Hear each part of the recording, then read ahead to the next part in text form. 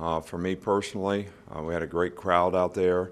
I know our players certainly appreciate the support and the passion that our fans have, and it's always good to see our fans come out and support next year's team, which is what we're trying to develop. And I think there were some good things out there today, and there are obviously some things that we could have done better. But I think when you match yourself against yourself, sometimes there's mismatches that you really, can't overcome. And I'm not sure we have all the best players on the best teams in terms of there's a lot of competition in the offensive line. There's a lot of competition at quarterback.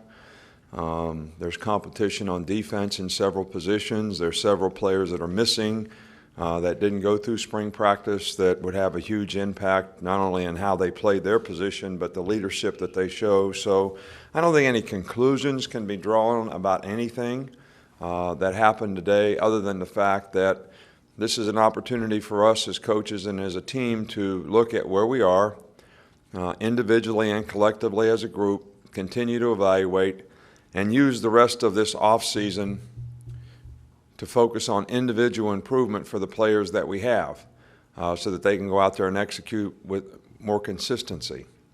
A little disappointing in terms of the offensive false starts and penalties and undisciplined type things that we have worked very hard on this spring and thought that we had made some progress in those areas that those types of things would not be an issue. So that was a little disappointing. There were some good plays made by some quarterbacks, and I think every one of them probably have some things that they can learn from. But I saw some good things, and I saw some things that we probably need to do better. We had some drops at receivers from some very good players who don't usually drop passes. We obviously need to make more explosive plays on offense, but when you limit your offense and limit your defense, I'm not sure without a game plan, how much that really happens. And I think in the past, if you want to draw some conclusions, that when we've had a new quarterback, in most cases, the defense looks a little better than the offense. But I did think that the second offense, the White offense, who missed 4 field goals out there, moved the ball much more effectively. Damian Harris had a really nice day, looked quick and explosive, and did a nice job, and the young quarterbacks did a nice job in making some plays. So I thought their consistency that they played with was a lot better than the actual first team. So, just creates more competition and more things for us to evaluate. So, all in all, I think we've had a good spring and we made progress. And we have a lot of parts that need to come together. Some were absent today. Some will be new players coming in. How those players fit in and get embraced by the rest of our team and the leadership on our team will go a long ways in saying how many of those guys really contribute. Last year, Calvin Ridley contributed to a larger degree as a true freshman. Minka Fitzpatrick, Ronnie Harrison, Deron Payne, several guys on special teams. So all the pieces are not together. But the focus that we want to have is on off-season player improvement, player development. The individuals on our team will make the team what it is, and that's what we want to continue to focus on. So the program from here on out is I meet with every player on Monday and Tuesday, whether it's personal, academic, or athletic. Here's things that you're doing well. Here's things that we need to improve on. Here's the plan for us to do it. So we need to finish strong academically so our guys continue to make progress toward a degree. Most of our guys take a couple, 3 weeks off in May, and then when we come back for summer school, everybody will be focusing on individual improvement again. Okay, we'll start in the middle with Cecil. Thank you. First, Coach, did they ever dial up a corner blitz for you at Kent State, or was that your first career sack today? Excuse me? Was that when Blake kind of bumped into you today for a sack, was that your first career, or did you get one at Kent State? Well, I think that on occasion, more than on occasion, when there's a scramble, everybody seems to get attracted to me. Sometimes when there's an interception, there seems to be an unusual attraction for players to converge on me. I think it's intentional to some degree. But as long as I don't get hurt, I really don't care. I usually can get out of the way, but I didn't do a very good job of that today. Do you have a follow-up? Mark, we'll come over here to Mark up front.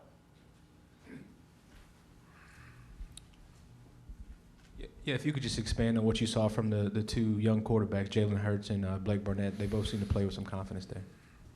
Well, I think both guys made some good throws. Both guys showed their athleticism in terms of ability to extend plays, and we certainly look a little faster, a little quicker in terms of how we're moving on offense when those two were in there, especially in the first half. But there's also many occasions where should have thrown the ball hot, didn't, got sacked, should have got rid of the ball, tried to run around, lost 20 yards on the sack. So some of the inexperience shows in some of the negative plays that sort of are like unforced errors in tennis. You know, you don't really need to be taking these plays. If you really knew what you were doing, it has nothing to do with ability, has everything to do with awareness, experience, knowledge, and then reacting to what happens. And I think that that's going to be the key to the drill with those guys in terms of their development. But they both did some really good things today. In the middle with John. And let me say this, who you're playing against matters. So the twos were playing against the twos. Our two defense is probably not as good as the two offense, in all honesty, especially with, you know, when Jonathan Allen and Dakota Ball, who are both in the two deep, are not in there, then all of a sudden the guys playing on the twos are the threes. Holcomb didn't scrimmage today. He's got a slight concussion. So, and I think that the depth on defense is one of the concerns that we have. So it wasn't surprising to me that the second offense was able to move the ball effectively. But, you know, the first defense played a little better. We have some guys that are mismatch problems in pass rush that really make it more difficult for the quarterbacks to operate. So all these factors are things that you don't look at on the surface. You just kind of look at the result, and then you start drawing conclusions without sort of looking at all the facts. Just wanted to see how you would assess the first team offensive line, and within that, just how difficult it was to stop Tim Williams coming in. Well, first of all, we don't really have a first team offensive line. Those just happen to be the guys that went with the first team today. A couple of those guys probably will be first team offensive linemen. Shank started all last year. He actually played on the second team today. And he's going to continue to be on the second team if he doesn't get his weight down and get in shape. But would he be a better first teamer with all the experience that he has? Cam Robinson will certainly be back playing one tackle. That could very much affect who plays the other tackle. So I don't think it's fair to make assumptions that this is the first team offensive line.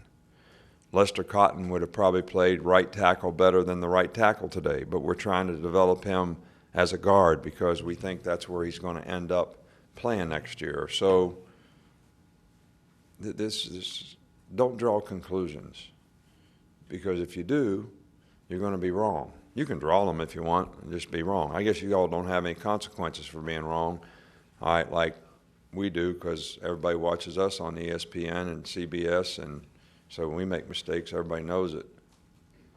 Front right there. You had a number of former players come back for today. I know they presented you with a gift last night. Just wondering what you thought and your feelings about the appreciation they have for you that they all came back and did that for you. Well, it was really heartfelt for me. You know, I've talked before about lots of guys coming back for the Clemson game, being in the locker room after the game, staying around to talk to me. For all those guys to get up last night, there had to be 30 or 40 of them in there that have played on our team since we've been here in the last 9 years, and say some of the things they said and give me a golf bag and a some things on a golf club, you know, very, very touching. But at the same time, it's exactly what we're trying to do in terms of helping people be more successful in the program, whether it's their personal development, the lessons that they learn so they can be more successful in life, whether it's making sure they get an education so they have a better chance at a quality of life, and how they developed as football players.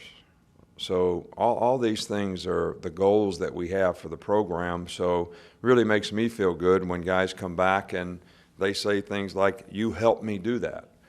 The program helped me do that. The people in the program helped us do that." And to see that appreciation, that's and it should not go just for me. It goes for a lot of people.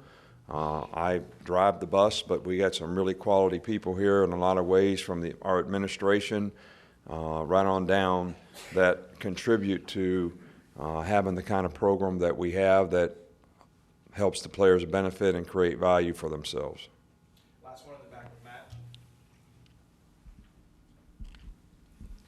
Hey, as far as some of the young outside linebackers with Christian Miller and Anthony Jennings, how have they come along since the end of last season, and what did you see from them today? Well, I think both guys have improved. I know Christian had a couple sacks today, and he's got some pass rush ability. Anthony Jennings probably has improved as much as anybody over this course of this spring practice. But, of course, he has the opportunity because last year he was hurt, so he missed part of the season. When he came back, he was just on the scout team. So he was really starting at pretty much ground zero in terms of his knowledge of what was the expectation was, what his job was, understanding the defensive system. So he has really made a lot of progress, and so has Christian. So, and I think it's important for us that those guys continue to develop and can play winning football for us next year. Thanks, Coach. All right, thank you. And I do want to thank, you know, all the folks that came out today and supported our team. I think it was heartfelt for me and Miss Terry both 10 years ago when we were welcomed so graciously here by 91,000 people, and to see a bunch of folks come out here today to support our players was really, you know, something special. So thank everyone for that.